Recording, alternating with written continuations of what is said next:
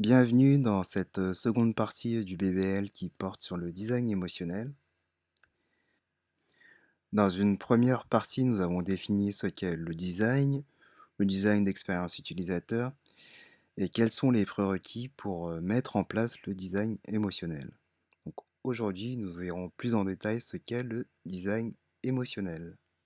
Dans la lignée de l'ergonomie et de la conception centrée utilisateur, la notion d'user experience, d'expérience utilisateur, apparaît dans les années 90.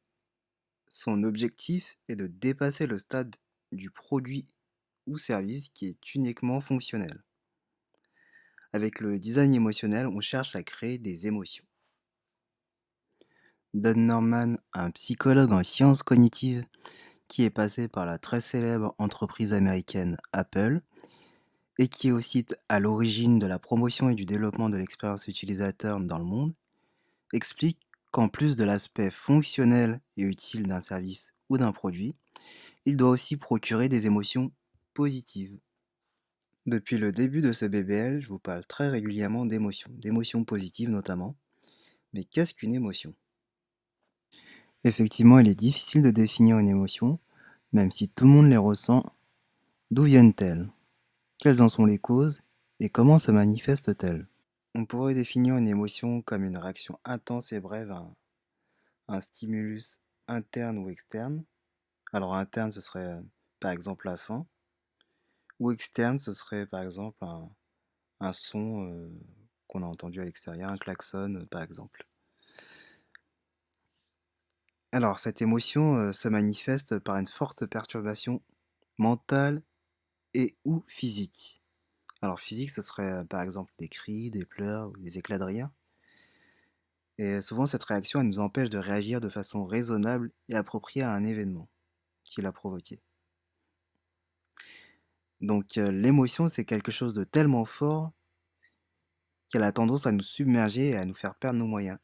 Il faut savoir que l'émotion, contrairement au sentiment, elle est toujours passagère. Le sentiment est la prise de conscience d'un état émotionnel. Comme l'émotion, il s'agit d'un état affectif, mais contrairement à elle, il se construit sur des représentations mentales. Il s'installe durablement chez l'individu et son ressenti est beaucoup moins intense qu'une émotion. Autre différence, le sentiment est généralement dirigé vers un élément précis, par exemple une situation ou même une personne. Les sentiments interviennent aussi dans l'expérience utilisateur. Nos sentiments à l'égard d'une marque, par exemple, influencent notre perception des produits et leur utilisabilité, en passant par différents biais cognitifs, comme l'effet de halo qui affecte la manière dont les gens interprètent les informations. Donc en fait, ils vont voir ce qu'ils veulent bien voir. Dans le design émotionnel, on utilise les émotions positives pour créer une expérience utilisateur mémorable. Plus vous allez marquer l'utilisateur du produit ou service, plus la perception vis-à-vis de la marque sera positive.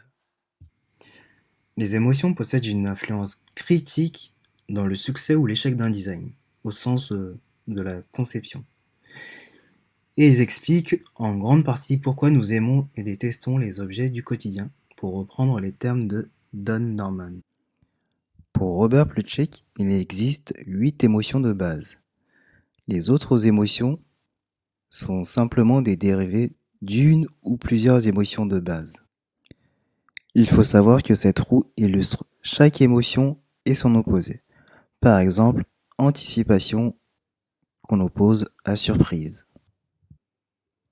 Selon Paul Ekman, un autre psychologue américain, il existe 6 émotions de base universelles. Universelles dans le sens où chaque être humain, quelle que soit sa culture ou ses origines, exprime ses émotions de la même manière.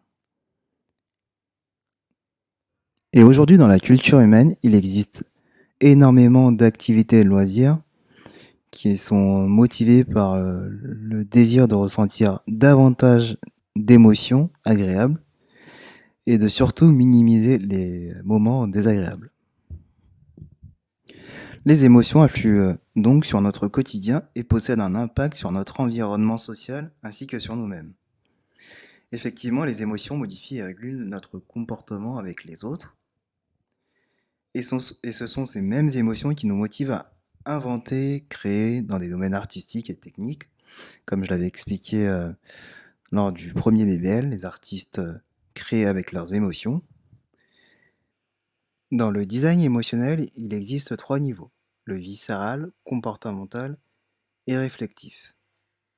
Chacun de ces trois niveaux a son importance dans la pratique de la mise en place du design émotionnel. Le niveau viscéral se préoccupe des apparences. Ce niveau de design fait référence aux qualités perceptibles de l'objet, en d'autres termes le visuel, et à la manière dont elles font se sentir l'utilisateur. Par exemple, un observateur d'une belle voiture avec de belles courbes et de belles lignes peut susciter chez lui des émotions. Le niveau comportemental concerne plutôt l'efficacité d'utilisation. On parle aussi très souvent d'utilisabilité. Par exemple, sur Airbnb, on peut trouver l'action pour réserver un logement assez facilement via un bouton qui est suffisamment contrasté et mis en avant. Le réflectif est lié à la rationalisation et à l'intellectualisation d'un produit. Par exemple, chez Apple, on veut donner l'impression à l'utilisateur qu'il possède un téléphone premium de qualité et donner ce sentiment de fierté d'appartenir à la communauté des possesseurs d'iPhone. Ils se sentent privilégiés.